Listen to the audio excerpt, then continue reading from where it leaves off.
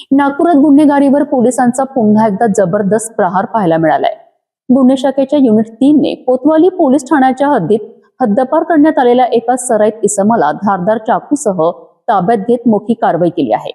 अक्षय उर्फ बल्ली संजय समुद्रे हा हद्दपार आरोपी नागपूर शहरात वावरत असल्याची माहिती मिळताच पोलिसांनी सापळा रचला आणि त्याला रंगेहात पकडले। आरोपीकडून लोखंडी चाकू जप्त करण्यात आला असून त्याच्या विरोधात आर्म्स ऍक्ट आणि महाराष्ट्र पोलीस कायद्यान्वये गुन्हा दाखल करण्यात आला आहे। नागपूर शहरातील कायदा आणि सुव्यवस्था अबाधित राखण्याकरिता गुन्हे शाखा सातत्याने कारवाया करत आहे।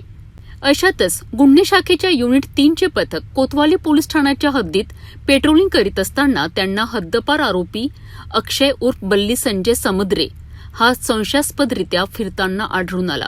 पोलिसांनी तात्काळ त्याला ताब्यात घेत अंगझडती घेतली असता त्याच्याकडून एक लोखंडी चाकू जप्त करण्यात आलाय। विशेष म्हणजे संबंधित आरोपीला यापूर्वी नागपूर शहरातून हद्दपार करण्यात आले होते, मात्र आदेशाचे उल्लंघन करत तो पुन्हा शहरात वावरत असल्याचे समोर आलेत। या प्रकरणी आरोपी विरुद्ध आर्म्स ऍक्टच्या कलम 4 आणि 25 तसेच महाराष्ट्र पोलीस कायद्याच्या कलम 142 आणि 135 अन्वये गुन्हा दाखल करण्यात आला आहे। जप्त करण्यात आलेल्या चाकूची किंमत सुमारे 300 रुपये असल्याचे पोलिसांनी सांगितलेत। गुन्हे शाखेच्या या कारवाईमुळे हद्दपार गुन्हेगार आणि शस्त्र बाळगणाऱ्यांमध्ये खळबळ उडाली असून शहरातील गुन्हेगारी प्रवृत्तींना मोठा इशारा मिळाला आहे। तर पुढील तपास कोतवाली पोलीस करीत आहेत। जुना भंडारा आम रोडवरती एक इसम संशयितरित्या जात असताना दिसून आला।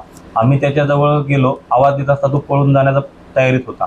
त्याला स्टाफच्या मदतीनं घेराव घेऊन पकडले असता तो रेकॉर्डवरील असल्याचे मिळून आले आणि त्याची झडती घेतली असता त्याच्याकडे एक चाकू भेटून आला आणि तो तडीपार असल्याचा त्याचा अभिलेख चेक केला असता तो तडीपार असल्याचे कळाले।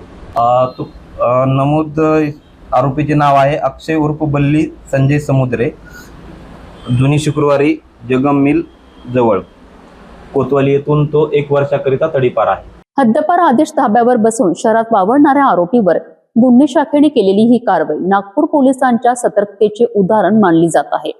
शहरात कायदा मोडणाऱ्यांविरोधात अशाच प्रकारे कठोर कारवाई सुरू राहणार असल्याचा संदेश या कारवाईतून देण्यात आला आहे।